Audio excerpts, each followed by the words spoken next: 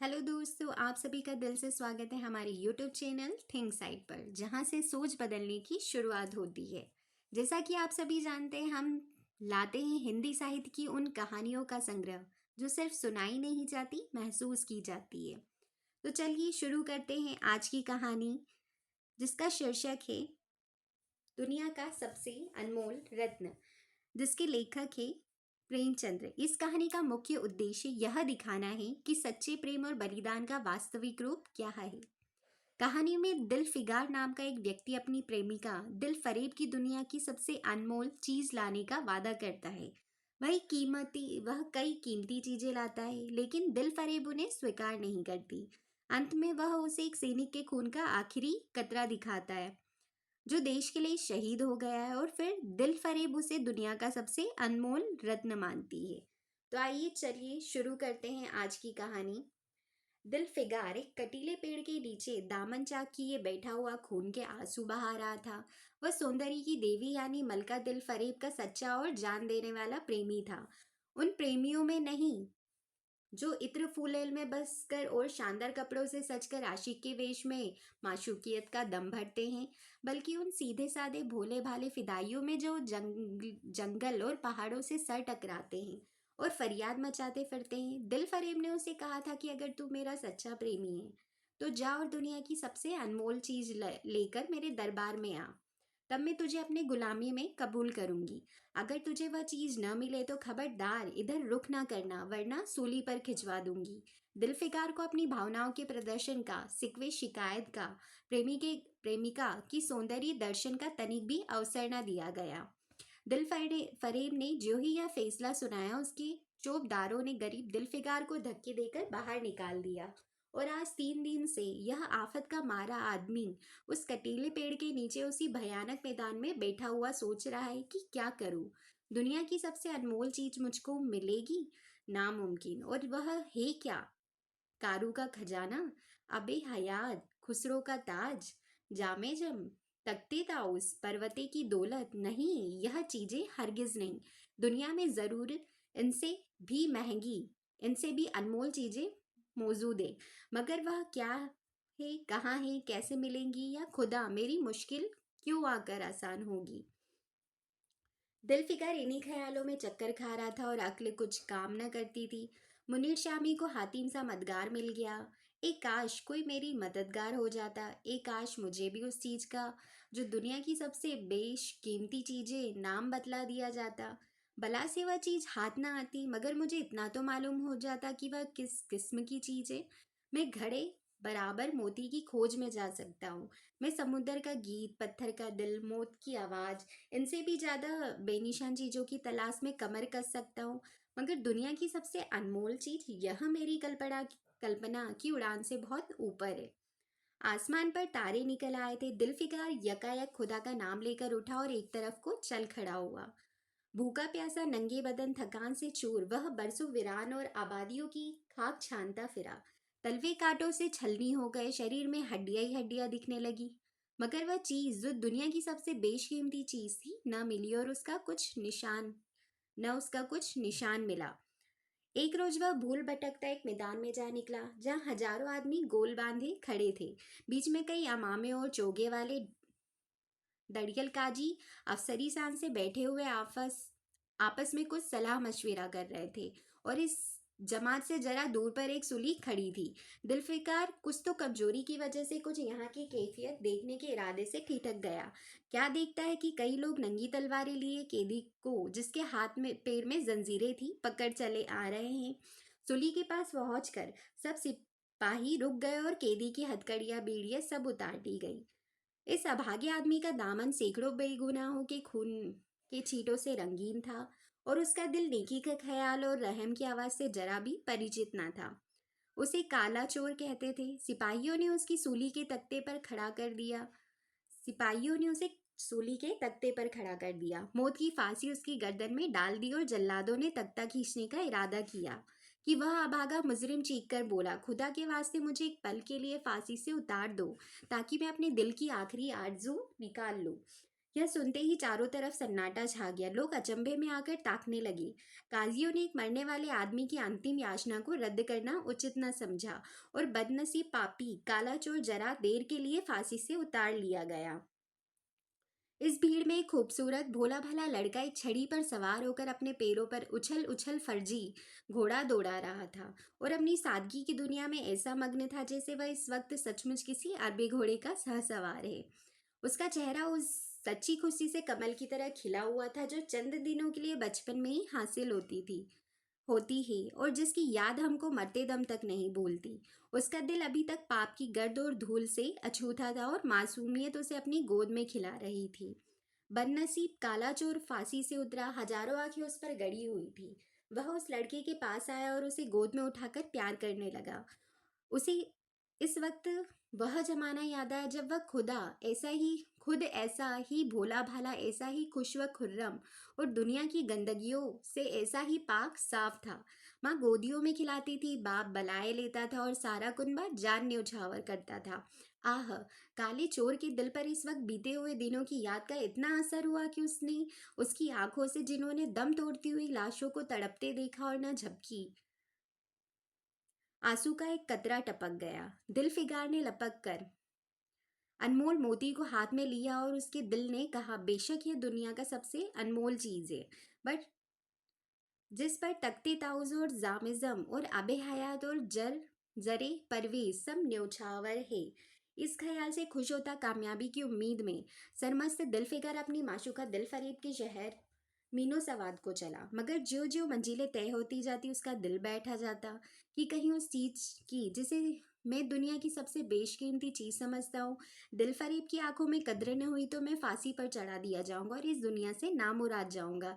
लेकिन जो सो हो, अब तो किस्मत आजमाई है। आखिरकार पहाड़ और दरिया तय करते शहर मिनो सवाद में आ पहुंचा और दिल फरीब की ड्योढ़ी पर जाकर विनती की कि थकान से टूटा हुआ दिल फकार खुदा के फजल से हुक्म की तामील करके आया है और आपके कदम चूमना चाहता है। दिल फरीब ने अपने सामने दिल फरेब ने फौरन अपने सामने बुला भेजा और एक सुनहरे पर्दे की ओर से फरमाइश की कि वह अनमोल चीज पेश करे। दिल फिगार ने आशा और भय की एक विचित्र मन स्थिति में वह बूंद पेश की और उसकी सारी कैफियत बहुत पुरअसर लफ्जों में बयान की। दिल फरेब ने पूरी कहानी बहुत गौर से सुनी और वह भेंट हाथ में लेकर जरा देर तक गौर करने के बाद बोली, दिल फिगार, बेशक तूने दुनिया की एक बेशकीमती चीज ढूंढ निकाली, तेरी हिम्मत और तेरी सूझबूझ की दाद देती हो, मगर यह दुनिया की सबसे बेशकीमती चीज नहीं। इसलिए तू यहाँ से जा रहा है और फिर कोशिश कर, शायद अब कि तेरे हाथ वो मोती लगे और तेरी किस्मत मेरी गुलामी लिखी हो। जैसा कि मैंने पहले ही बतला दिया था, मैं तुझसे फांसी पर चढ़वा सकती हूँ, मगर मैं तेरी जा बख्शी करती हूँ इसलिए तुझमें वह गुण मौजूद है जो मैं अपने प्रेमी में देखना चाहती हूँ और मुझे यकीन है कि तू जरूर कभी ना कभी कामयाब होगा। नाकाम और नामुराद दिलफिगार इस माशुकाना इनायत से जरा दिलेर होकर बोला, ए दिल की रानी, बड़ी मुद्दत के बाद तेरी ड्योढ़ी पर सजदा करना नसीब होता है। फिर खुदा जाने ऐसे दिन कब आएंगे। क्या तू अपने जाने देने वाले आशिक के बुरे हाल पर तरस न खाएगी और क्या अपने रूप की एक झलक दिखाकर इस जलते हुए दिलफिगार को आने वाली सख्तियों की झेलने की ताकत ना देगी। तेरी एक मस्त निगाह के नशे से चूर होकर मैं वह कर सकता हूँ जो आज तक किसी से न बन पड़ा हो। दिल फरेब आशी की यह चाव भरी बातें सुनकर गुस्सा हो गई और हुक्म दिया कि इस दीवाने को खड़े खड़े दरबार से निकाल दो। चौबदार ने फौरन गरीब दिल फिगार को धक्के देकर यार के कूचे से बाहर निकाल दिया। कुछ देर तक तो दिल फिगार अपनी निष्ठुर प्रेमिका की इस कठोरता पर आंसू बहाता रहा और सोचने लगा कि कहाँ जाऊं। मुद्दतों रास्ते नापने और जंगलों में भटकने के बाद आंसू की यह बूंद मिली थी। अब ऐसी कौन सी चीज है जिसकी कीमत इस आबदार मोती से ज्यादा हो। हजरत खिज्र, तुमने सिकंदर को आबे हयात के कुएं का रास्ता दिखाया था, क्या मेरी बाह ना पकड़ोगे। सिकंदर सारी दुनिया का मालिक था, मैं तो एक बेघरबार मुसाफिर हूँ। तुमने कितनी ही डूबती किश्ती या किनारे लगाई हैं, मुझ गरीब का बेड़ा भी पार करो। ए अली मुल ए अली मुकाम जिब्रिल, तुम ही इस नीम जान दुखी आसिक पर तरस खाओ। तुम खुदा के एक खास दरबारी हो, क्या मेरी मुश्किल आसान ना करोगे। गरज यह कि दिलफिगार ने बहुत फरियाद मचाई, मगर उसका हाथ पकड़ने के लिए कोई सामने नहीं आया। आखिर निराश होकर वह पागलों की तरह तरह दोबारा एक तरफ को चल खड़ा हुआ। दिलफिगार ने पूरब से पश्चिम तक और उत्तर से दक्षिण तक कितने ही जंगलों और वीरानों की खाक छानी। कभी बर्फिस्तानी चोटियों पर सोया, कभी डरावनी घाटियों में भटकता फिरा, मगर जिस चीज की धुन थी वह न मिली। यहाँ तक कि उसका शरीर हड्डियों का एक ढांचा रह गया। एक रोज वह शाम के वक्त किसी नदी के किनारे खास्ता हाल पड़ा हुआ था। बेखुदी के नशे से चौंका तो क्या देखता है कि चंदन की एक चीता बनी हुई है और उस पर एक युवती सुहाग के जोड़े पहने सोलह श्रृंगार किए बैठी है। उसकी जांग पर उसके प्यारे पति का सर है। हजारों आदमी गोल बांधे खड़े हैं और फूलों की बरखा कर रहे हैं। यकायक चीता में से खुद ब खुद एक लपट उठी।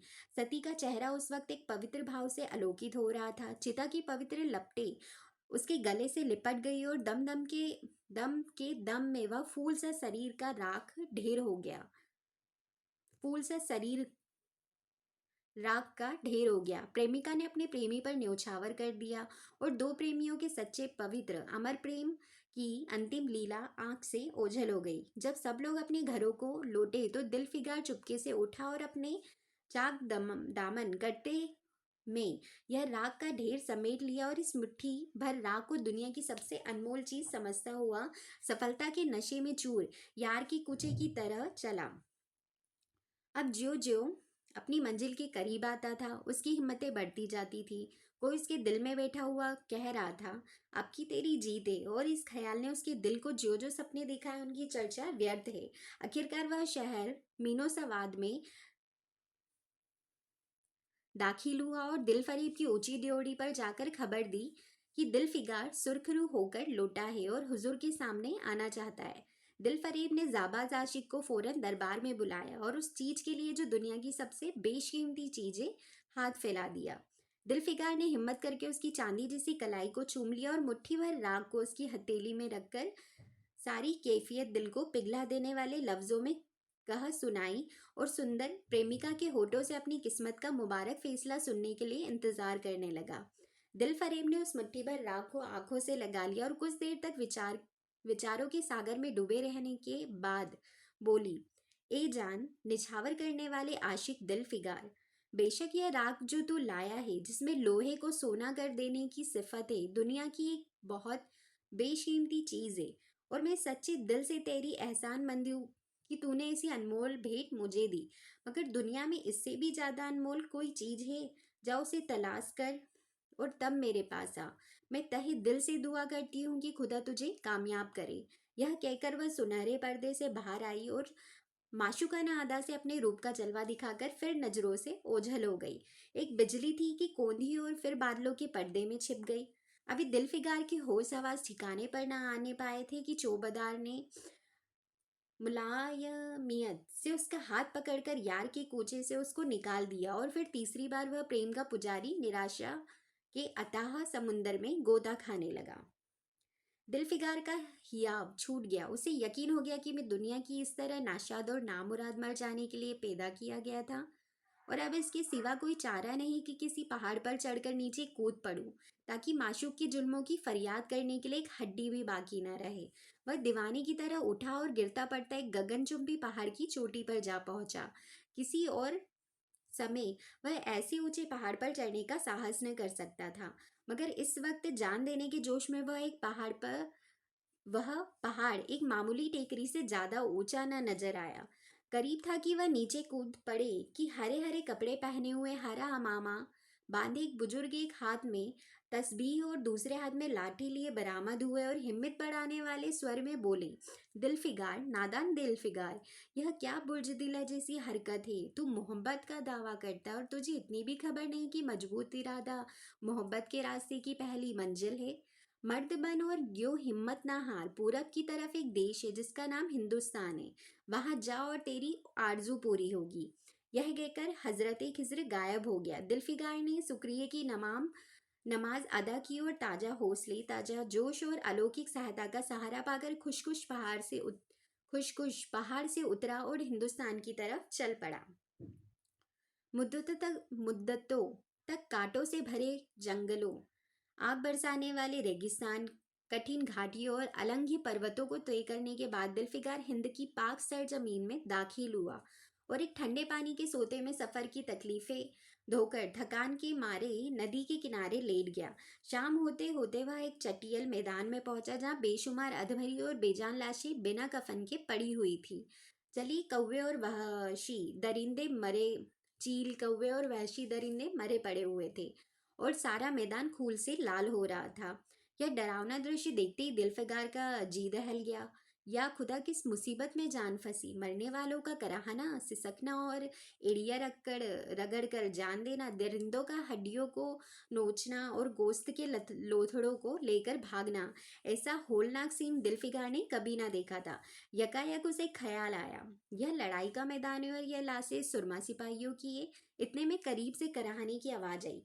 दिलफिकार उस तरफ फिरा तो देखा कि एक लंबा तगड़ा आदमी, जिसका मर्दाना चेहरा जान निकालने की कमजोरी से पीला हो गया है, जमीन पर सर झुकाए पड़ा हुआ है। सीने से खून का फव्वारा जारी है, मगर आपदार तलवार की मूठ पंजे से अलग नहीं हुई। दिलफिकार ने एक चिथड़ा लेकर घाव के मुंह पर रख दिया ताकि खून रुक जाए और बोला, ए जवामर्द, तू कौन है? जवामर्द ने यह सुनकर आंखें खोली और वीरों की तरह बोला, क्या तू नहीं जानता मैं कौन हूँ? क्या तूने आज इस तलवार की काट नहीं देखी? मैं अपनी माँ का बेटा और भारत का सपूत हूँ। यह कहते कहते उसकी त्योरियों पर बल पड़ गए। पीला चेहरा गुस्से से लाल हो गया और आबदार शमशीर फिर अपना जौहर दिखाने के लिए चमक उठी। दिलफिकार समझ गया कि यह इस वक्त मुझे दुश्मन समझ रहा है। नरमी से बोला, ए जवामर्द, मैं तेरा दुश्मन नहीं हूँ। अपने वतन से निकला हुआ एक गरीब मुसाफिर हूँ। इधर भूलता भूलता भटकता आ निकला। बराए मेहरबानी मुझसे यहाँ की कुल कैफियत बयान कर। यह सुनते ही घायल सिपाही बहुत मीठे स्वर में बोला, अगर तू मुसाफिर है तो आ मेरे खून से तर पहलू में बैठ जा, क्योंकि यही 2 अंगुल जमीन है जो मेरे पास बाकी रह गई है और जो सिवाय मौत के कोई नहीं छीन सकता। अफसोस है कि तू यहाँ ऐसे वक्त में आया जब मेरा आतिथ्य सत्कार करने के योग्य नहीं। हमारे बाप दादा का देश आज हमारे हाथ से निकल गया और इस वक्त हम बेवतन हैं, मगर पहलू बदल कर हमने हमलावर दुश्मन को बता दिया कि राजपूत देश के लिए कैसी बहादुरी से जान देता है। यह आसपास जो लाशें तू देख रहा है, ये उन लोगों की है जो इस तलवार के घाट उतरे हैं। और गोया कि मैं बेवतन हूँ, मगर गनीमत है कि दुश्मन का जमीन पर मर रहा हूँ। क्या तूने यह मरहम रख दिया? खून निकलने दे, इसे रोकने से क्या फायदा? क्या मैं अपने ही देश में गुलामी करने के लिए जिंदा रहूं? नहीं, ऐसी जिंदगी से मर जाना अच्छा, इससे अच्छी मौत मुमकिन नहीं। जवामर्द की आवाज मुद्दिम हो गई, अंग ढीले पड़ गए, खून इतना ज्यादा बह गया कि खुद ब खुद बंद हो गया। रह रहकर एकाध बूंद टपक पड़ता, आखिरकार सारा शरीर बेदम हो गया। दिल की हरकत बंद हो गई और आंखें मूंद गई। दिलफिकार ने समझा, अब काम तमाम हो गया। मरने वालों ने धीमे से कहा, भारत माता की जय, और उसके सीने से खून का आखिरी कतरा निकल पड़ा। एक सच्चे देश प्रेमी और देशभक्त ने देशभक्ति का हक अदा कर दिया। दिलफिकार इस दृश्य का बहुत गहरा असर पड़ा और उसके दिल ने कहा, बेशक दुनिया में खून के इस कतरे से ज्यादा अनमोल चीज कोई नहीं हो सकती। उसने फौरन उस खून की बूंद को, जिसके आगे यमन का लाल भी हेच है, हाथ में ले लिया और इस दिलेर राजपूत की बहादुरी पर हैरत करता हुआ अपने वतन की तरफ रवाना हुआ और सत्तियां झेलता आखिरकार बहुत दिनों के बाद रूप की रानी मलका दिल फरीब की ड्योढ़ी पर जा पहुंचा और पैगाम दिया कि दिल फिगार सुखर्रू और कामयाब होकर लौटा है और दरबार में हाजिर होना चाहता है। दिल फरीब ने उसे फौरन हाजिर होने का हुक्म दिया। खुद हस्बे मालूम सुनहरे पर्दे की ओट में बैठी और बोली, दिल फिगार, अब की तो बहुत दिनों के बाद वापस आया है। ला, दुनिया की सबसे बेशकीमती चीज कहाँ है? दिलफिगार ने मेहंदी रची हथेलियों को चूमते हुए खून का वह कतरा उस पर रख दिया और उसकी पूरी कैफियत पुरजोश लहजे में कह सुनाई। वह खामोश भी न हो पाया था कि यकायक वह सुनहरा पर्दा हट गया और दिल फिगार के सामने हुस्न का एक दरबार सजा हुआ नजर आया, जिसकी एक एक नाजनीन जुलेखा से बढ़कर थी। दिल फरेब बड़ी शान के साथ सुनहरी मनसद पर सुशोभित हो रही थी। दिलफिगार हुस्न का यह तिलस्म देखकर अचंभे में पड़ गया और चित्र लिखित सा खड़ा रहा कि दिल फरेब मनसद से उठी और कई कदम आगे बढ़कर उससे लिपट गई। गाने वालियों ने खुशी के गाने शुरू किए, दरबारियों ने दिलफिगार को नजरें भेंट की और चांद सूरज की बड़ी इज्जत के साथ मनसद पर बैठा दिया। जब वह लुभावना गीत बंद हुआ तो दिलफरेब खड़ी हो गई और हाथ जोड़कर दिलफिगार से बोली, ए जानिसार आशिक दिलफिगार, मेरी दुआएं बर आई और खुदा ने मेरी सुन ली और तुझे कामयाब व सुखर्रू किया। आज से तू मेरा मालिक है और मैं तेरी लौंडी। यह कहकर उसने एक रत्न जटित मंजूसा मंगाई और उसमें से एक तख्त निकाली जिस पर सुनहरे अक्षरों में लिखा हुआ था, खून का वह आखिरी कतरा जो वतन की हिफाजत में गिरे दुनिया की सबसे अनमोल चीज है। तो दोस्तों, कैसी लगी आज की कहानी? अगर पसंद आए तो लाइक ज़रूर करें और ऐसे ही और कहानियों के लिए थिंक साइट को सब्सक्राइब करना ना भूलें। मिलते हैं अगले वीडियो में एक नई सोच के साथ। धन्यवाद।